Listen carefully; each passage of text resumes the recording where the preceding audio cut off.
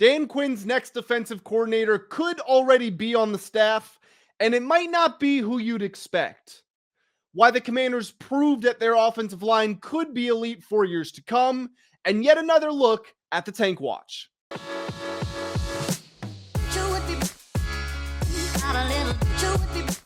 What's going on, everybody? Welcome back to the Full Command Show. My name is Grant Mitchell, coming at you on this miserable Tuesday morning with a lot of very, very interesting updates on the situations of the fate of the defensive coordinator position, currently occupied temporarily by Dan Quinn himself, the offensive line, and as I mentioned, where are the Commanders going to be picking in the upcoming NFL draft? We are going to jump into all of that in today's video.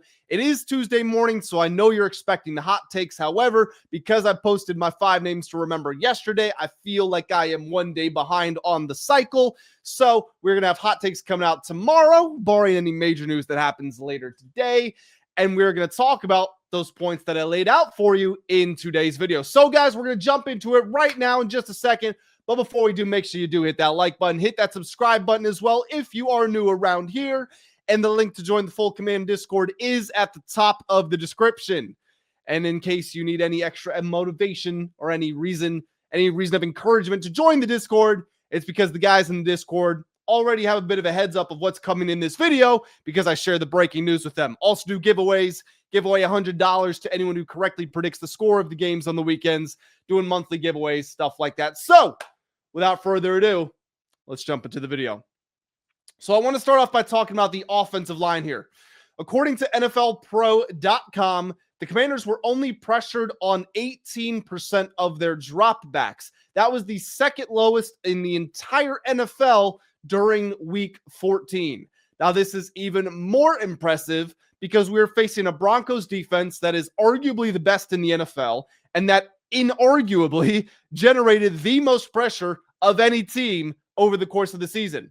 So they did a better job than anybody at getting after the quarterback, and the Commanders were stingy. The Broncos had been generating pressure on about 40% of dropbacks. We held them to 18. It's actually 17.9%. We're just going to call it 18. So tremendous hats off to the Commanders' offensive line. And if you follow me on Twitter, you will have seen that I posted a video of every pass blocking rep. And the title or the caption of the video I published was every Josh Conerly Jr. pass blocking rep, because that's all we're talking about. That's the guy under the microscope, but you can see everybody. And I got replies saying, oh, look at the chips, things like that, ball coming out quick, et cetera, et cetera, et cetera. Well, yes, the Commanders threw the ball very quickly. Mariota was getting that thing out of his hands like he was playing hot potato. However, the Broncos also had the 5th longest time to pressure. What does that mean? That means on plays where pressure occurred, it took them the 5th longest time of every team in the NFL that week to get to that pressure. So the offensive line was holding up, and eventually they lost the battle, but it wasn't happening quickly. There weren't quick losses. So they didn't allow much pressure, and when they did, it took a while to get there. This negates the whole quick time to throw thing. No, this shows that on those plays where they had to sustain the blocks, they did that for the most part. So this was an outstanding showing by the Commanders' offensive line. And look, Marcus Mariota threw the ball 50 times in this game. I think he scrambled another 5. Cliff Kingsbury would not have dialed it up like that if the offensive line was not doing his job. He saw it in real time. We all saw it, and the numbers prove it. This was the best game of the season for the Commanders' offensive line. And this was always the vision when you trade for an all-pro level left tackle in Laramie Tunsil, but it was also the vision that might have been hard for fans to see at times with Josh Conerly because he didn't start the year very good, and people weren't willing to give him much grace despite him facing a murderer's row of pass rushers. But I'm actually going to pop a screenshot up right now. This is from Pro Football Focus. You can see his grades, and the grades aren't everything. They aren't perfect indicators, but they do paint a general picture. You can see Conerly has gotten better and better. His grades have gotten better and better as the season has progressed. Speaking of Conerly, according to Pro Football Focus, he did not give up a single pressure in this game. He did have the one holding call in overtime, which hurt. It wasn't a blatant holding. It was probably the right call, but still, very good game from Conerly. Also, a tremendous game from Sam Cosmi. That right side of the offensive line, it wasn't just Conerly. Cosmi also did not give up a pressure in that game. And according to PFF, he had his highest graded game of the season, and he was our highest graded offensive player and our highest graded run blocker. This was an enormously impressive showing from an offensive line that had its ups and downs, that had been shuffling pieces around. They seem to have figured out the 5 players they got, and that right side is getting better and getting better very quickly. So round of applause to the offensive line. They deserve to hear it. Let's move it over from the offense to the defense. Dan Quinn's defense, to be specific. So at his press conference yesterday, DQ said something that really caught me off guard. He said, quote, "There's a possibility of him staying as the team's defensive coordinator next season." So when I said that coordinator might already be on staff and it might not be who you'd expect, that's because it might just be Dan Quinn. The temporary tag might be removed. He might be the head coach and he might be the defensive coordinator. Now, this is unexpected to me because it contradicts what ESPN's John Keim said while speaking to the Junkies on 106.7 The Fan, I believe just last week. Might have been the week before that, but it was very recent. What Keim had said was that he believed Dan Quinn would look to hire a new defensive coordinator to fill the role in the offseason. So I want to talk about why that might have changed. But before I do, let's take a look at the numbers. So under Dan Quinn, the Commanders have allowed 16 points in overtime against the Dolphins, and then 27 points in overtime against the Denver Broncos. Looking at these games here, looking at the advanced numbers, the Commanders under Dan Quinn allowed 0.082 EPA per play. Essentially what that means, it's EPA stands for estimated points added.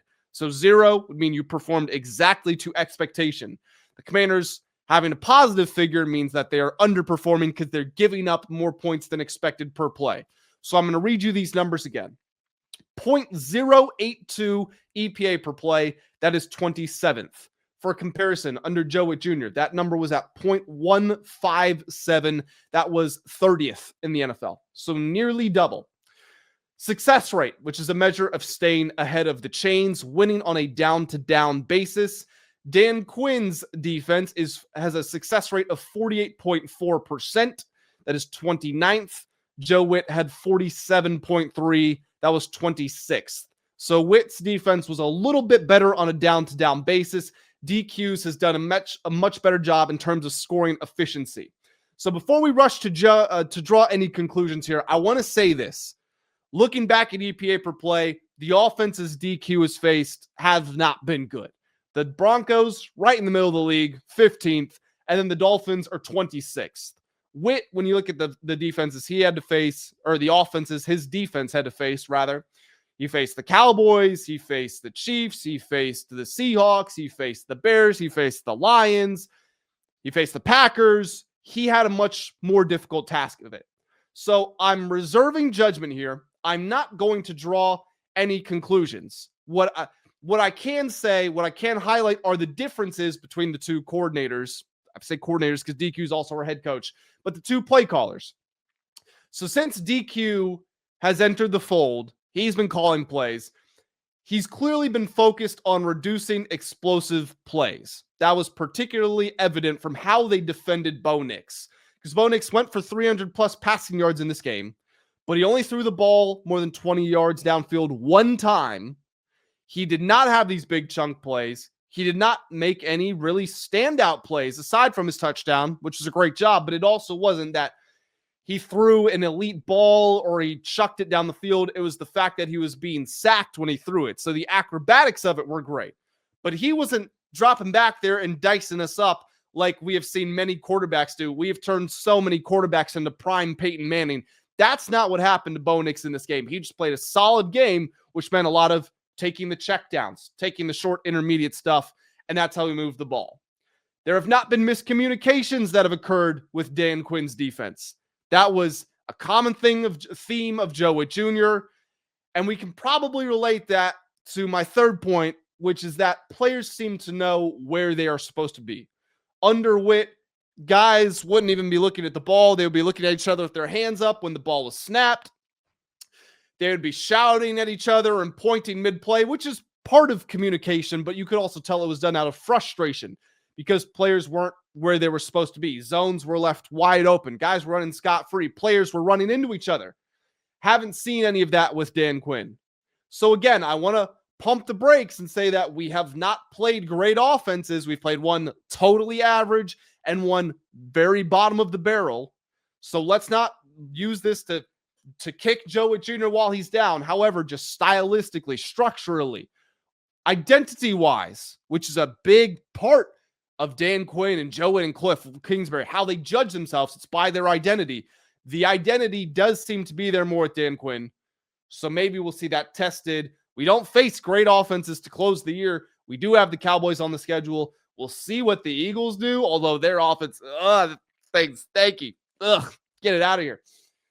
So I don't know that we're going to get a fair reflection of this, but that's just where we're at right now. So we're going to close out this video by talking. Actually, that's not true. We're going to take a look at the tank watch as well. But to put a bow on this topic, should we want Dan Quinn as our defensive coordinator? I'm not opposed to this happening because DQ has been a good coordinator throughout his career. That's how he's gotten head coaching opportunities. But in a weird way, it would make me want a new head coach, which obviously is not going to happen. I say that because DQ has not managed the clock very well. There have been game management decisions that there have been gaffes. There have been mistakes. And that's his weakness. Every coach has them. Well, if he was making those mistakes when he was just the CEO, he's in charge of managing things, and he could apply more focus, more attention to that. Now that he's having to take on the mental load of also reading and adjusting to everything that's happening on the field to get in the right play call to the green dot, call the right play, make sure the defense is prepared for everything, he's not going to be able to do that and apply as much attention to the game and management as he would like to. Now, if game management was a strength of his, that wouldn't be a problem, but it's not. That's the issue. We're seeing this with Dan Campbell right now, who's same thing. Yeah, he's aggressive and that's his identity, sure, but he also makes a lot of game management mistakes. And now that he's the play caller, the offensive play caller for the Lions, guess what's happening? More game management mistakes for the Lions. So that would be my concern with DQ. But again, I'm not opposed to him holding on to play calling duties. The question is, why would he want to do it? My response would be an act of self-preservation, because DQ's a smart guy. He knows he's going to get a season going from 12-5 in a conference championship game to 4-13, whatever we finish. That wasn't in the cards. So it wasn't expected, wasn't desired, but he'll get the season. If he turns around and he has another 4-13, 5-12, 6-11 year, it's done. He knows that. So if he takes a risk and hires another defensive coordinator and the defense plays the way it did for the majority of the season, and that's not even me heaping the blame at Joe Jr.'s feet. That's just me saying, if DQ hires a new defensive coordinator, absolves himself from those responsibilities, the defense is one of the worst in the league, we have a terrible season, DQ is going to pay for it. He's going to have to bite that bullet. That bill's going to come due, and he's going to have to be the one who takes his card out. So when I say an act of self-preservation, I don't even necessarily mean in a selfish way, because once again, DQ is a good defensive coordinator. He's not scrambling to take on something he's probably going to fail out selfishly. He's not doing what Brian Dable did, where he's putting Jackson Dart out there to get concussions every game just so he can save his job. You know, there's an old phrase, if you want something done right, you have to do it yourself. And that's just kind of where I think DQ could be going with this. But I do want to emphasize, he said there's a possibility he's the defensive coordinator next year. That means there's a possibility he's not. So we'll wait and see. And if you want updates on that, make sure you are subscribed to the channel. A final look at the tank watch before we get on out of here. We have moved up in draft position. The Commanders would be picking 6th in the draft if it were to happen today. According to Tankathon, who I love for this mock draft stuff, they have us taking Ohio State safety Caleb Downs. We are currently 1.5-point favorites against the Minnesota Vikings this weekend. Favorites, meaning we are expected to win. So let's look at the other teams who are picking near the top of the draft, or at least they would be picking if the draft happened today. The Titans have the first pick. They're 3.5-point underdogs on the road at the Cleveland Browns, who have the 5th pick. We are rooting for the Cleveland Browns here because we will not catch the Titans in terms of how bad our record is going to be. We have a chance of catching the Browns. We actually have the same record right now, and they would fall below us if we lost to the Vikings and they beat the Titans. So we are rooting for the Browns to win. The Giants have the 2nd pick right now. They are on a bye. The Saints have a 3rd pick. They are plus 8.5 at the Buccaneers. The Raiders have the 4th pick. They are plus 7.5 hosting the Broncos. We drop down below us now. The Jets have the 7th pick. They are plus 2.5 hosting the Dolphins. The Cardinals have the 8th pick. They are plus 8.5 against the Rams.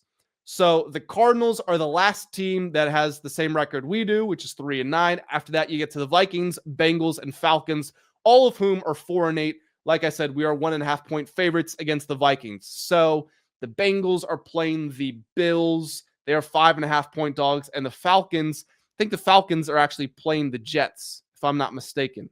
Let me double check that. The Falcons are playing the Jets, yes. So I think what do we want? I guess we want the Jets to win. Yeah, we probably want the Jets to win, although that one doesn't really matter all that much. The big one for us is we are rooting for the Browns to win. And we will finish this week picking anywhere between 5th and 9th, I believe is how it would work out.